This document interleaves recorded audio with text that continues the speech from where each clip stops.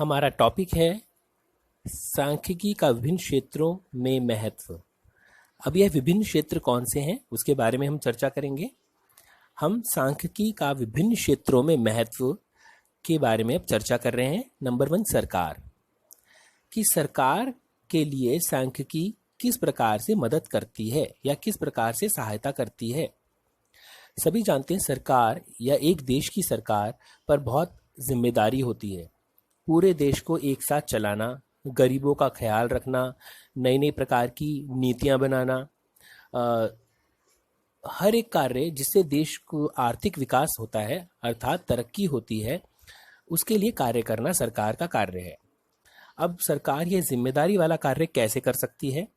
इसके लिए सांख्यिकी सरकार को आधार प्रदान करती है अर्थात मदद करती है। सांख्यिकी के अभाव में या सांख्यिकी के बिना कोई भी सरकार देश चला ही नहीं सकती। तो आप खुद सोचिए, इकोनॉमिक्स का सबसे बड़ा जो इम्पोर्टेंस क्या है, देश को चलाने के लिए आपको किसी और सब्जेक्ट की आवश्यकता नहीं है, सिर्फ इकोनॉमिक्स की आवश्यकता है और उसमें सांख्यिकी की आवश्यकता है। तो सरकार की मदद किस प्रकार से करती है सांख्यिकी? जैसे कि देश के अंदर बहुत सारी परेशानियां हैं, जैसे बेरोजगारी बहुत है, जनसंख्या बहुत बढ़ती जा रही है, शिक्षा की कमी है। शिक्षा, आपके स्कूल तो बहुत अच्छे हैं लेकिन गाँव में, छोटे कस्बों में या अन्य राज्यों में तो शिक्षा की बहुत बुरी हालत है। देश की राष्ट्रीय आय, राष्ट्रीय आय का अर्थ होता है एक देश के जितनी भी आय होती है, हमारी आय, फैक्ट्रियों की आय, उद्योगपतियों की आय, सबकी आय को मिलाकर के कहते हैं राष्ट्रीय आय। तो इन सब के बारे में पता लगाना, और पता कौन लगा सकता है? सांख्यिकी के द्वारा। जब सरकार को पता चल जाएगा कितने लोग बेरोजगार हैं, तो वह नौकरियां निकाल सकती है। भी हाँ, 5 करोड़ लोग बेरोजगार हैं तो उनके लिए नौकरियां कहाँ कहाँ पर निकाली जा सकती है, या फिर शिक्षा की कहाँ कहाँ पर कमी है या कहाँ पर स्कूल की आवश्यकता है, कॉलेज की आवश्यकता है, तो वह वहाँ पर नए स्कूल कॉलेज खोल सकती है। देश की राष्ट्रीय आय बढ़ रही है या घट रही है, यदि घट रही है तो क्यों घट रही है, बढ़ रही है तो बहुत अच्छी बात है और किस प्रकार से ज़्यादा बढ़ाया जा सकता है देश की आय को। महंगाई बढ़ रही है तो महंगाई क्यों बढ़ रही है, यदि महंगाई बढ़ रही है तो उसे किस प्रकार से कम किया जा सकता है। तो यह सारी बातों को जानने में सरकार की मदद कौन करता है? सांख्यिकी। और सांख्यिकी समस्याओं का समाधान भी करती है। पहले तो समस्या के बारे में बताती है कि यह समस्या है, फिर उसे किस प्रकार से ठीक किया जा सकता है उसके बारे में भी सांख्यिकी सरकार को बताती है। तो सरकार के लिए तो सांख्यिकी संजीवनी बूटी की तरह है जो किसी देश को जीवन देती है। तो सांख्यिकी का महत्व सरकार के लिए बहुत महत्वपूर्ण है। दूसरा, व्यवसाय। व्यवसाय मतलब बिजनेस। जो भी हमारे व्यवसायी हैं, बिजनेस करने वाले हैं, उनके लिए भी सांख्यिकी बहुत इम्पोर्टेंट है। और कैसे इम्पोर्टेंट है? यदि मैं बिजनेस करता हूँ, मैं कोई माल बनाता हूँ, फॉर एग्जांपल मैं जूते बनाता हूँ, जूते की फैक्ट्री है, तो मेरे लिए सांख्यिकी क्या हेल्प करेगी? सांख्यिकी जो कीमतें बढ़ती और घटती हैं उसके बारे में बताती है कि कीमतें बढ़ने वाली हैं, घटने वाली हैं, क्या प्रभाव पड़ेगा। पहले से ही पूर्वानुमान लगा सकती है सांख्यिकी। सांख्यिकी जो है वो भविष्य बता सकती है, अंदाज़ा लगा सकती है भविष्य का, और 90% वो सच ही निकलता है। तो यदि आपको पहले से पता चल जाए 90% ये सच होने वाला है तो आप वही काम करेंगे, और यदि कोई बुरा वक्त आ रहा है तो आप उसके लिए सचेत हो जाएंगे। और यदि आपको पता है कि हाँ, मेरा माल बहुत ज़्यादा बिकेगा, तो आप उसके लिए और ज़्यादा उत्पादन करेंगे। तो व्यवसायी जो हैं उनके लिए बाज़ार में जो उतार चढ़ाव है उसके बारे में हमें सांख्यिकी बताती है। हमें कोई कौन सा नया बिजनेस शुरू करना है तो उसके बारे में कौन बताएगा? सांख्यिकी। तो इस प्रकार से सांख्यिकी बिजनेसमैन जो होते हैं उनके लिए बहुत ही सहायता करती है। तीसरा, सांख्यिकी तथा प्राकृतिक विज्ञान। सांख्यिकी तथा प्राकृतिक विज्ञान। प्राकृतिक विज्ञान होता क्या है? जैसे खगोल शास्त्र। खगोल शास्त्र जो चांद तारों के ऊपर विभिन्न जो ग्रह हैं उनके ऊपर कार्य करते हैं, खोजते हैं। जीवन शास्त्र, जीवन मतलब जीव शास्त्र, जीव जंतुओं के बारे में। ऋतु विज्ञान जो हमारा ऋतुएं हैं उनके बारे में बताता है, जैसे सर्दियाँ आ रही हैं, गर्मियाँ आ रही हैं। वनस्पति विज्ञान पेड़ पौधों के बारे में। इन सभी के लिए सांख्यिकी बहुत ही आधार प्रस्तुत करता है। और कैसे करता है, एक एग्जाम्पल है बुक में, मैं वही बता रहा हूँ, आप सब ध्यान से सुनेंगे और बाद में बुक में पढ़ भी सकते हैं।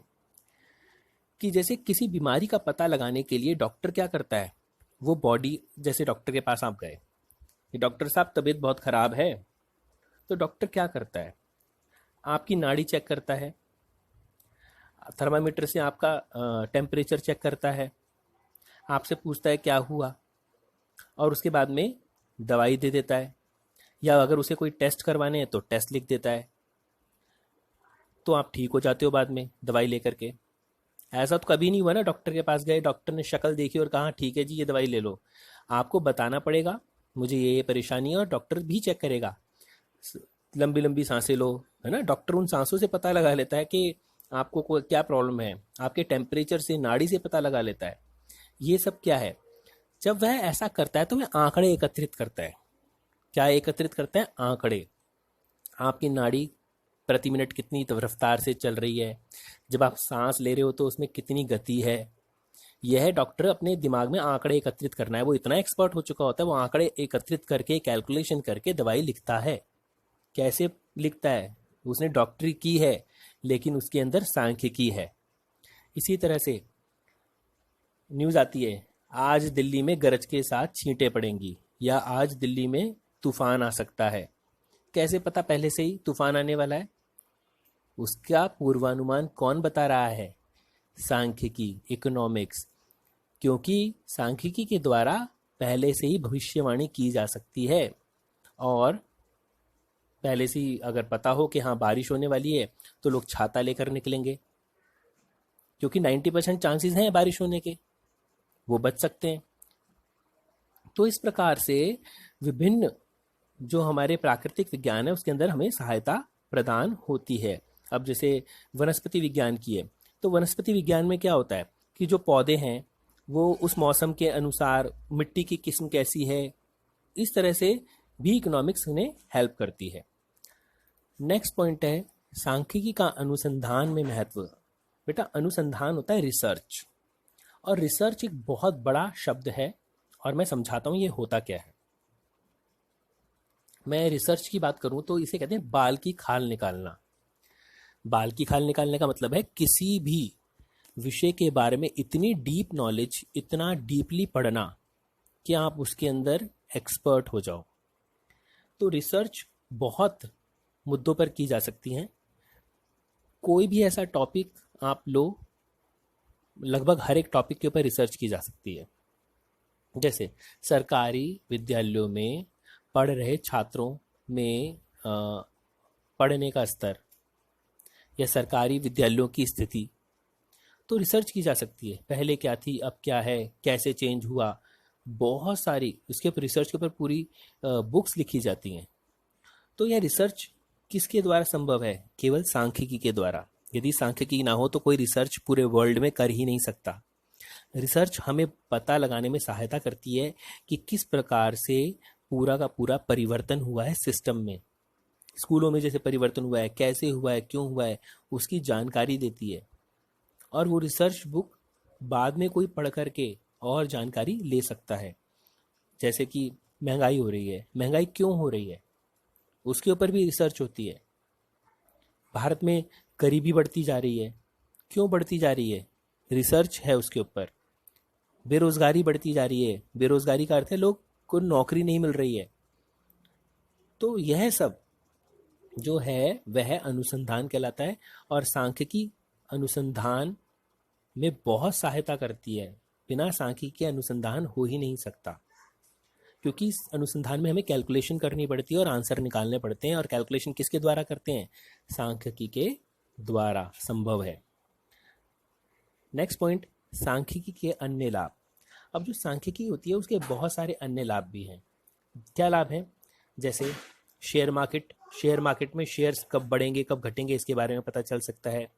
बैंकिंग सेक्टर, जो बैंक्स होते हैं उनके अंदर जो कार्य होता है कि कितने लोग हैं जो नए अकाउंट खुलवा रहे हैं विभिन्न बैंकों में, किस बैंक में सबसे ज़्यादा अकाउंट खुले हैं, किस में कम खुले हैं, इसके बारे में। तो मजदूर संगठन होते हैं, मतलब हर एक क्षेत्र में, लगभग हर एक क्षेत्र में सांख्यिकी का महत्व है और सांख्यिकी का इस्तेमाल होता है।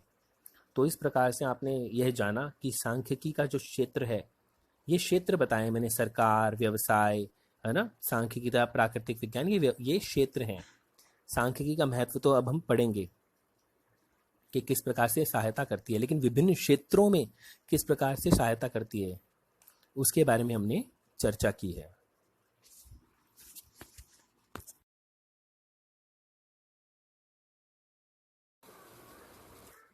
Good evening all students.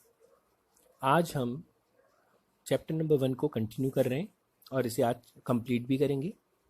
तो चैप्टर नंबर 1 में जो हमने चर्चा की थी कल कि सांख्यिकी क्या होती है, उसकी क्या विशेषताएं हैं और सांख्यिकी का विभिन्न क्षेत्रों में क्या महत्व है, उनकी किस प्रकार से सहायता करती है। आज हम टॉपिक पढ़ रहे हैं सांख्यिकी का अर्थशास्त्र में महत्व, इकोनॉमिक्स में। इकोनॉमिक्स का पार्ट है सांख्यिकी। तो सांख्यिकी किस प्रकार से अर्थशास्त्र में महत्वपूर्ण है, अर्थात एक देश के लिए बहुत महत्वपूर्ण है। तो सबसे पहला पॉइंट है आर्थिक नियमों का निर्माण। यह जो आर्थिक नियम है, आर्थिक नियम क्या होता है? जैसे मैं कहता हूँ कि यदि किसी वस्तु की मांग ज़्यादा है, लोग उसे ज़्यादा खरीदना चाहते हैं, तो उसकी कीमत बढ़ जाती है। ऐसा होता है। तो यह नियम क्या है? यह इकोनॉमिक्स का नियम है। एक नियम और, जैसे मैं बोलता हूँ पेट्रोल की कीमतें बढ़ने से मोटरसाइकिल कम बिकेगी। यदि पेट्रोल की कीमत बढ़ती रहेगी तो लोग मोटरसाइकिल खरीदना कम कर देंगे। यह क्या नियम है? यह इकोनॉमिक्स का नियम है। तो ये नियमों को बनाने में सांख्यिकी बहुत सहायता करती है। तो यह कहलाता है हमारा आर्थिक नियमों का निर्माण, अर्थात आर्थिक नियमों के निर्माण में सांख्यिकी मदद करती है, और जिसके मैंने आपको एग्जाम्पल दिए। नंबर 2, अर्थव्यवस्था के अध्ययन में सहायक। अब यह अर्थव्यवस्था का अध्ययन किस प्रकार से होता है? जैसे एक अर्थव्यवस्था, हर एक देश की एक अर्थव्यवस्था होती है, पहली बात तो ये। और जो सांख्यिकी होती है वह यह जानने में सहायक होती है कि हमारे देश की अर्थव्यवस्था विकास कर रही है या नहीं कर रही है, अर्थात एक देश तरक्की कर रहा है या नहीं कर रहा है। तो यह जानने के लिए जो सांख्यिकी है वह हमारी सहायता करती है।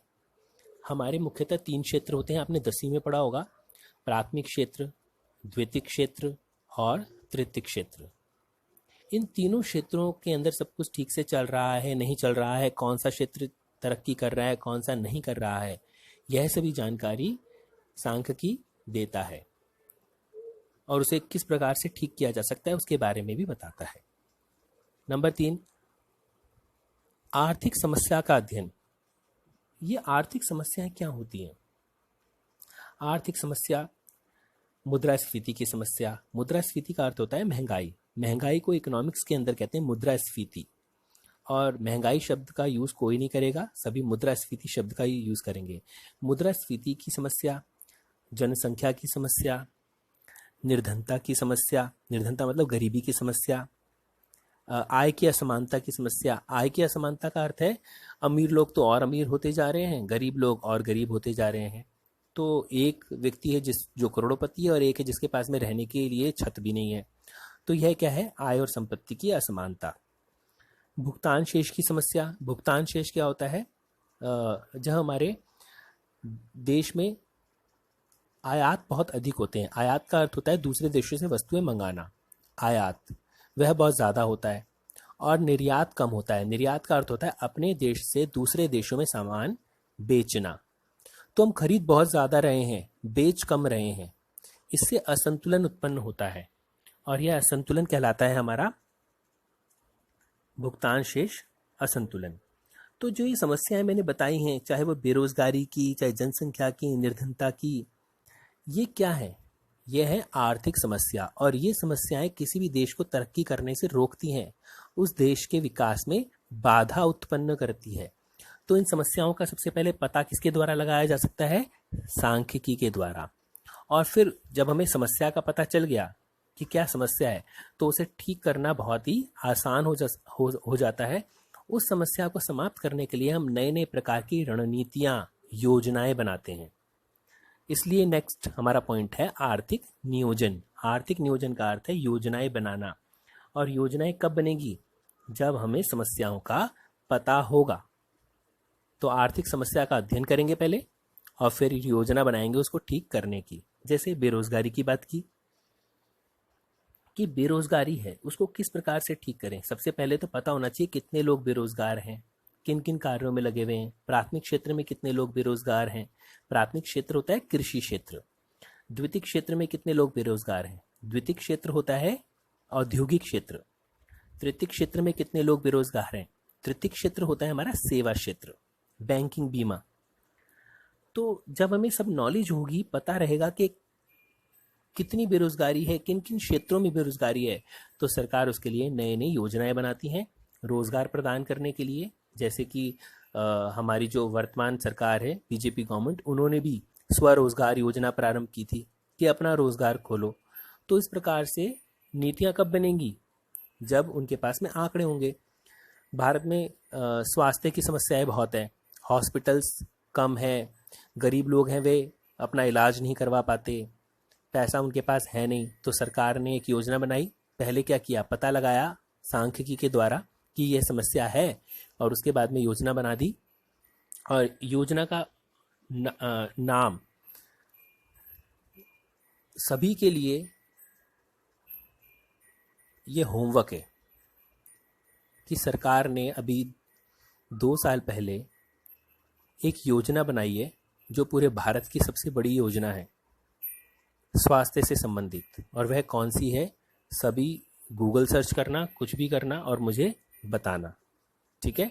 तो इस प्रकार से योजना बनाई है। तो हर एक समस्या के लिए सरकार समय समय पर योजना बनाती है और योजना बनाने में भी सांख्यिकी मदद करती है। 5वां, अनुसंधान में सहायक। यह हम कल भी एक पॉइंट कर चुके हैं, अनुसंधान में सहायक, कि किसी भी प्रकार का कोई अनुसंधान है, रिसर्च है, उसमें सांख्यिकी बहुत सहायता करती है। क्योंकि बहुत सारी जो सांख्यिकी विधियां हैं उनका प्रयोग करके ही हम निष्कर्ष निकाल सकते हैं। बिना सांख्यिकी विधियों का प्रयोग करके निष्कर्ष, आंसर्स नहीं निकाले जा सकते।